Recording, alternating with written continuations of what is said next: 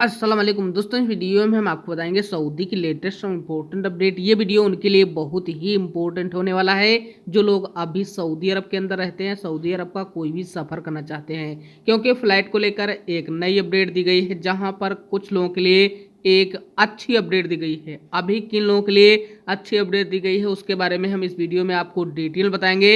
इसके साथ सऊदी अरब के अंदर कुछ लोगों को छूट भी दिया गया है क्वारंटाइन को लेकर, मतलब यहाँ पर भी एक नया आदेश जारी किया गया है। इसके साथ हम आपको बता दें कि अगर आप किसी भी देश में रहते हो तो आपको अभी सावधान और सतर्क रहने की जरूरत है, क्योंकि WHO की तरफ से एक नई चेतावनी जारी की गई है। दोस्तों, सऊदी की अगली अपडेट अस्पताल को लेकर है, जहां पर अस्पताल बंद होने को लेकर एक नया अपडेट दिया गया है। इसके साथ अगर आपका भी अभी तक इकामा एक्सटेंड नहीं किया गया है तो आपको क्या करना चाहिए और इसके बारे में जवाजात की तरफ से क्या अपडेट दिया गया है। इसके साथ हम आपको बता दें कि सऊदी अरब में अभी कोरोना के केस काफ़ी तेजी से बढ़ चुके हैं, जिसके बारे में आप सभी लोगों को जानकारी होना चाहिए। मतलब अभी कोरोना के केस लगभग डबल हो चुके हैं। हम आपको इस वीडियो बताएंगे कितने केस हुए हैं और भी कुछ रिलेटेड अपडेट है, वो अपडेट भी इस वीडियो में आपको बताएंगे। आप जरूर इस वीडियो को पूरा देखिए ताकि आपको पूरी जानकारी मिल जाए। दोस्तों, आगे हम फ्लाइट के बारे में और छूट के बारे में बात करेंगे, लेकिन सबसे पहले हम आपको एक नई अपडेट देते हैं जो WHO की तरफ से, मतलब एक चेतावनी को लेकर WHO की तरफ से कहा गया है कि जो अभी नया वेरिएंट ओमिक्रॉन आया है वो डेल्टा प्लस से भी काफ़ी तेज़ी से फैलता है। मतलब सभी लोगों को अभी सावधान रहने की ज़रूरत है और जो वैक्सीन है उसका डोज भी टाइम पर सभी लोगों को लेना बेहद ज़रूरी है। हम आपको बता दें कि इंडिया के अंदर अभी नए वेरिएंट के संक्रमित की संख्या 50 से अधिक हो चुकी है और इस बीच विश्व स्वास्थ्य WHO की तरफ से कहा गया है कि ज़्यादातर नया स्वरूप कई देशों तक पहुंच चुका है। मतलब अभी तक टोटल 77 देशों तक ओमिक्रॉन की पुष्टि की गई है। दोस्तों, अब हम आपको बताते हैं कि सऊदी अरब में आज कोरोना वायरस के कितने केस आए हैं। तो यहाँ पर 5,39,712 टोटल केस रिकवरी किए गए हैं और आज सिर्फ 76 केस को रिकवरी किया गया है।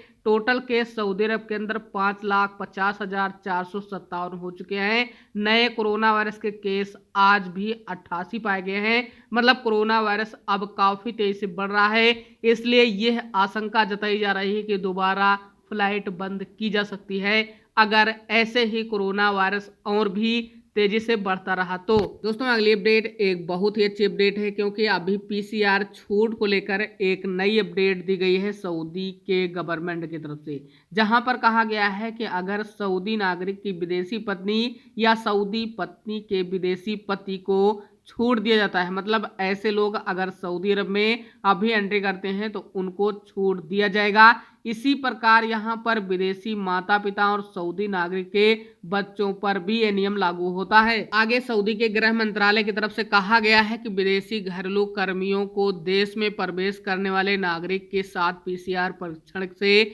गुजरने की आवश्यकता नहीं होगी। मतलब जो भी विदेशी घरेलू कारीगर हैं उनके लिए भी यहाँ पर PCR परीक्षण में छोड़ दिया गया है अगर वो सऊदी नागरिक के साथ सऊदी अरब में एंट्री करते हैं। इसके साथ ये कहा गया है कि इस नए नियम को लागू कर दिया गया है और अधिसूचना भी जारी कर दिया गया है, क्योंकि अभी जो महामारी है उसकी स्थिति की समीक्षा की गई है। उसके बाद एहतियाती उपाय में अभी संशोधन किया जा रहा है। दोस्तों, अगली अपडेट सऊदी के जिद्दा प्रदर्शनी केंद्र में एक फील्ड अस्पताल की है। मतलब इसकी स्थापना की गई थी और उसमें वैक्सीन दिया जा रहा था, इसका इस्तेमाल किया जा रहा था केंद्र के अंदर।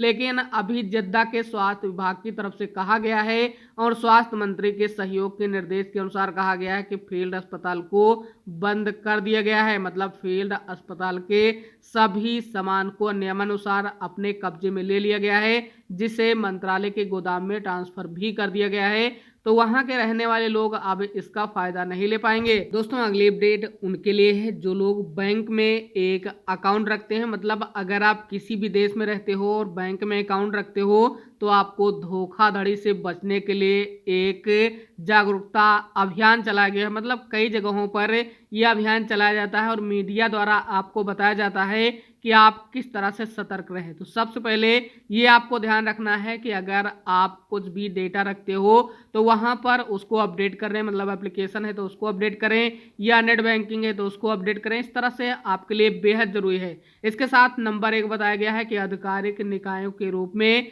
दिखावा करें और दावा करें कि आपके पास जमा राशि लंबित है, मतलब जो भी आपके खाते में है वो अभी मिलने वाली है, कुछ इस तरह से दिखावा करें। आगे नंबर 3 में बताया गया है कि अपनी जानकारी प्राप्त करने के लिए जाने माने पार्टियों की वेबसाइट को गलत साबित करें। मतलब अगर आप जानते भी हो तो उसको भी बताएं कि ये गलत है और एक तरह से फ्रॉड है। इसके साथ यहाँ पर अगर चौथे रूल्स की बात करें तो साफ साफ बताया गया है कि एक ज्ञात पार्टी के रूप में नकली टेक्स्ट संदेश या ईमेल भेजना, मतलब अगर आपके पास कुछ भी संदेश मैसेज आता है तो आप उसको नकली समझकर एक तरह से ये बताएं कि ये गलत है। इसके साथ हम आपको बता दें कि अगर आपके पास कोई भी मैसेज आता है और उसमें बताया जाता है कि आपके बैंक में इतना पैसा आया है या कुछ इस तरह से, या मनगढ़ंत समाचार कुछ इस तरह से दिखाई दे, तो वहां पर पूरी तरह से आप सावधान रहें और किसी भी ऐसे मैसेज का जवाब ना दें।